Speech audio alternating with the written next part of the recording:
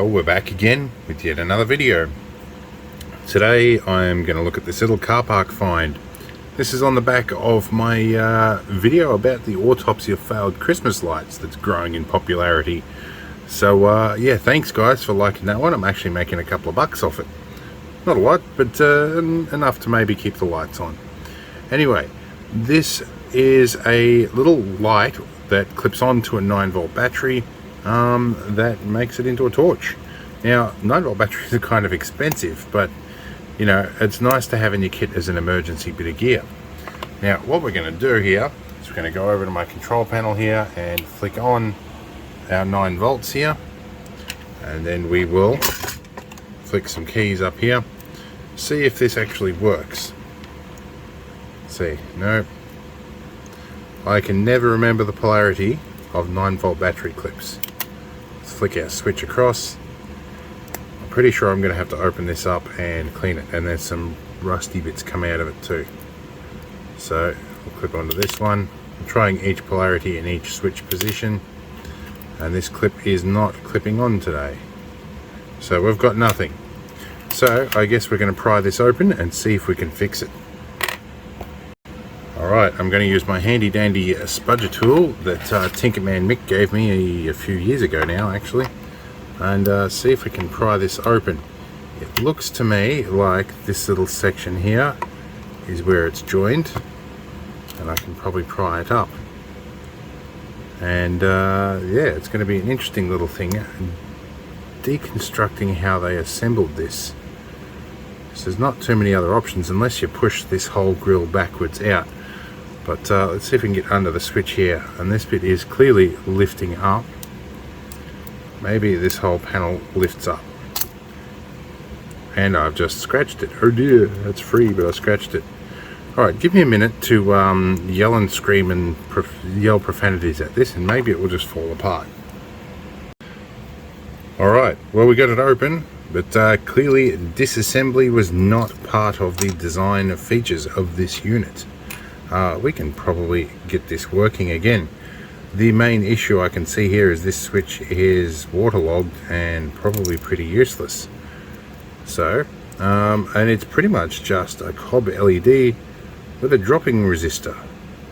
And what is that? That is a red, black, gold. So gold means it's 10% tolerance, very cheap resistor, and that would be a 221.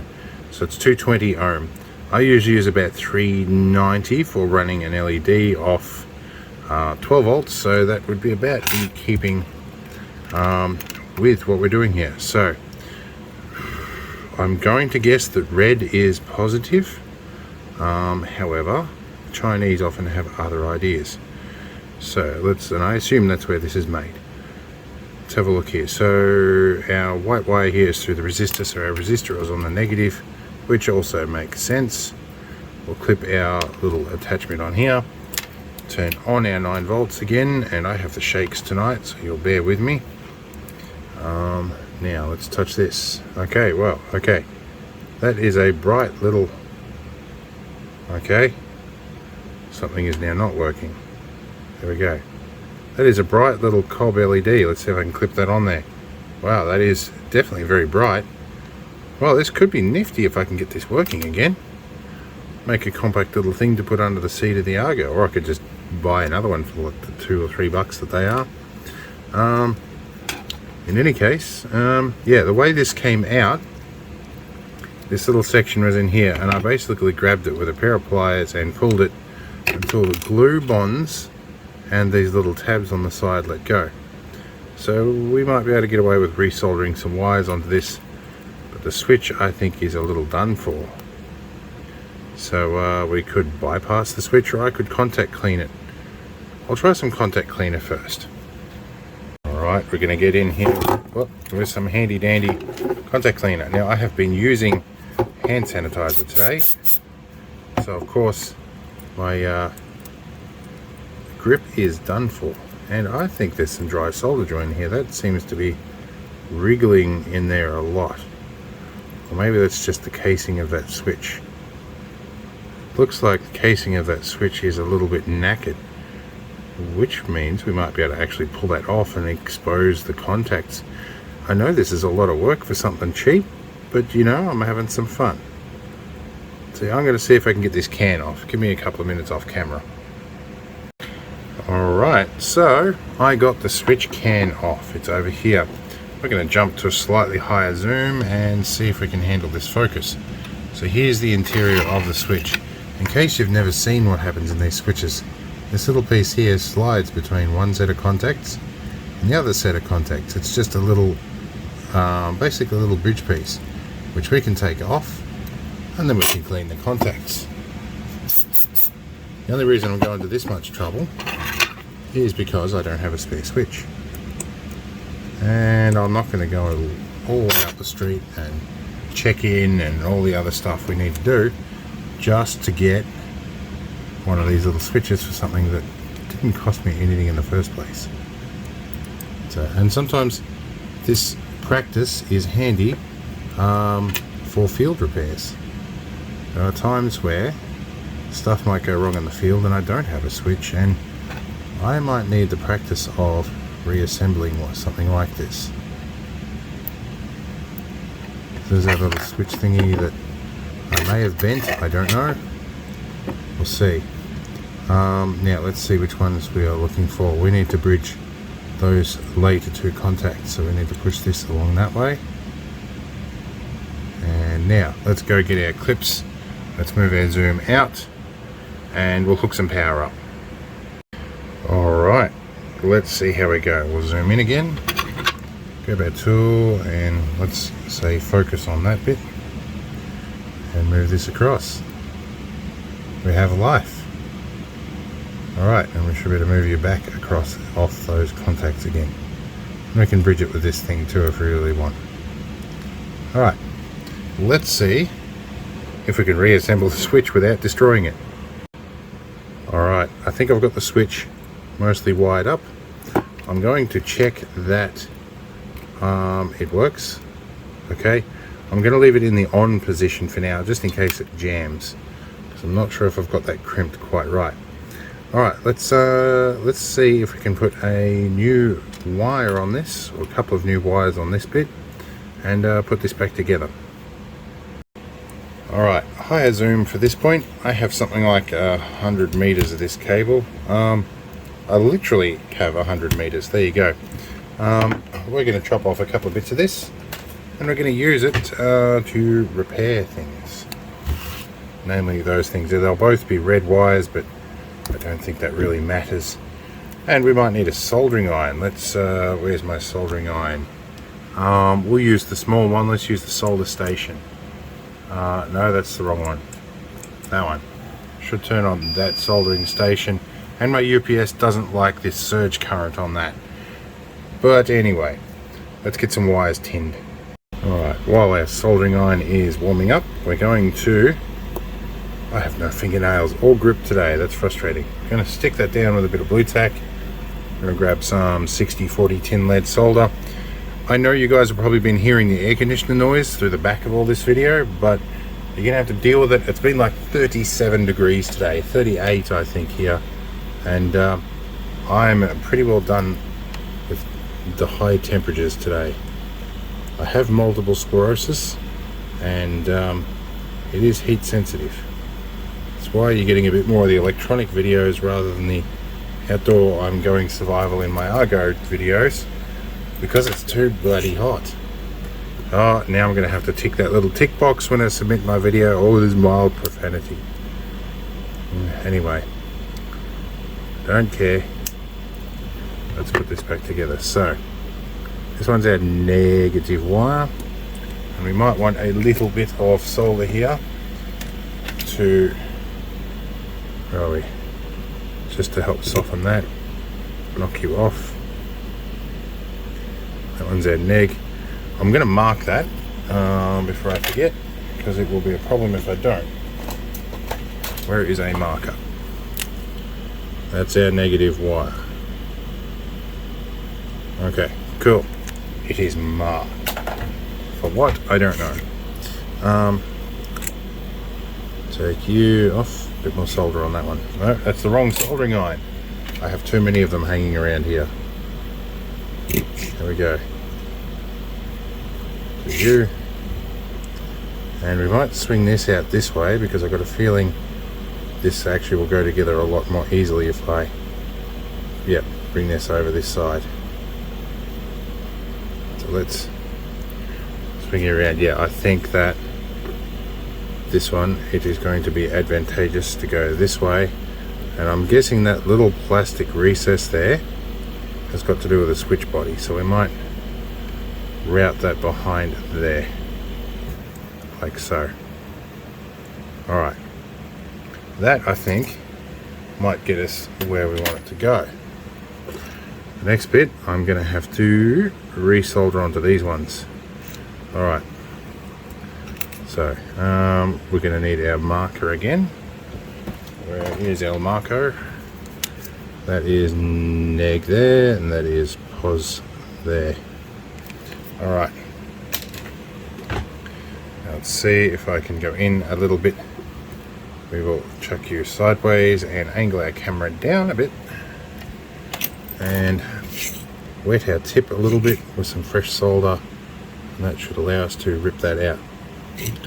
And don't know what we'll do with this one. This is probably a fairly poor solder connection that's already there. It will be interesting to see if I can actually poke the tinned wire through. There is still a piece of wire in there. That might explain what's going on here. Let's try and grab you. This will be a bit tricky if it works. Can we rip you back out? I got a bit of wire out. Let's see if we can get some new wire in. Alright, we're going to start with our negative wire, and I'm going to pull a bit of a what I call an Aussie move, as in I'm pulling it out of that end of me. Alright, that worked. Okay. Not exactly the most approved method, but it works for this. I'm not putting too much time and energy into this. Now that is too thick to fit through because of a bead of solder on the end. Come on, autofocus, hang out over here, autofocus. That's the object we want to focus. Take that solder bead down a tiny bit. We'll guide it into that hole, and then hopefully we can put a bit of pressure with our iron, get you out of the way, and we can push you back through. Alright, so let's see how many mistakes we've made. So negative is into negative side, positive is positive side. We might be okay. Let's see if hooking this up works. Nope, wrong polarity. Okay, that's going to work. Now I think we can reassemble. I'm going to go give this lens a bit of a clean and the rest of the body.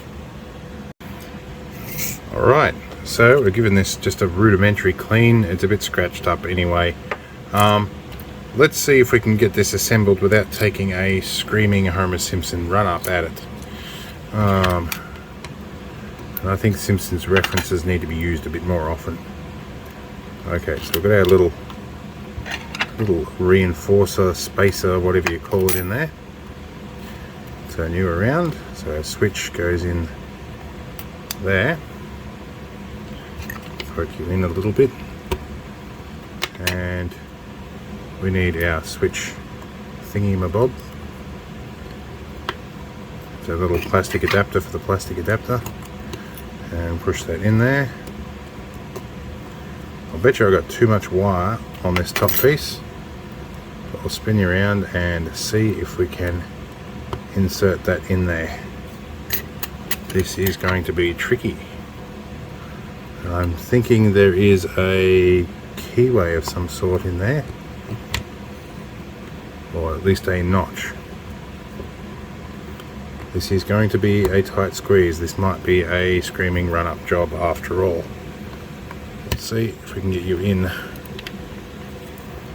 Push that down so hopefully it registers into that slot. And push you in like this way. It's not going to look perfect, by the time we're done, but maybe it will at least work better than it did when we got it. And yes, I did do a little bit of damage to that earlier, but there wasn't much to lose. Get a couple of droplets of water in there. Anyhow, let's see how we go. Does it work? Did I remember my polarity wrong? I did. Okay, let's see. I wish I had a 9-volt battery to test this on. So, yep, and we can go and turn you off and turn you on again, and the clips pop off. Okay, and it is obviously off. On. The switch is working nice and smoothly now, unlike my clips that need some adjustment. Let's give them that right now. We'll push this little bit out here, and we will give it a slight backwards facing hook, and we will go fix. That's better. Okay, so we have a bright little light. You know what I'm going to do? I'm going to turn this on, and I'm going to turn off all my workshop lights, turn off all of this, and yes, we are quite bright, and that clip is still going to come off. There's some monitor overhead light here, and we have some other stuff happening. Here we go. Whoa, lightning effect. Anyway, this whilst wasteful on 9-volt batteries would probably be a very suitably bright little light, I guess. So yeah, anyway, we got it working. We're doing well. Now I've got to find a way to do a thumbnail shot. Give me a sec. Ooh, that looks pretty cool. How about I put my hands around here and I do this? So this is the thing we're working on. I'll get a thumbnail out of that. You will have already seen it. Anyway, this is a little 9-volt emergency torch, emergency flashlight, whatever we use in the keywords. So I hope it was fun. This is channel filler while I wait for the temperature to cool down in the Aussie summer. So see you later. Give us a thumbs up if you like it. Otherwise, I think I've left the thumbs down button still there. They're just YouTube don't let you actually see what the count is. So I can't tell how many haters I have anymore. Anyway, let's move on. Hope it was fun. See you in the next one.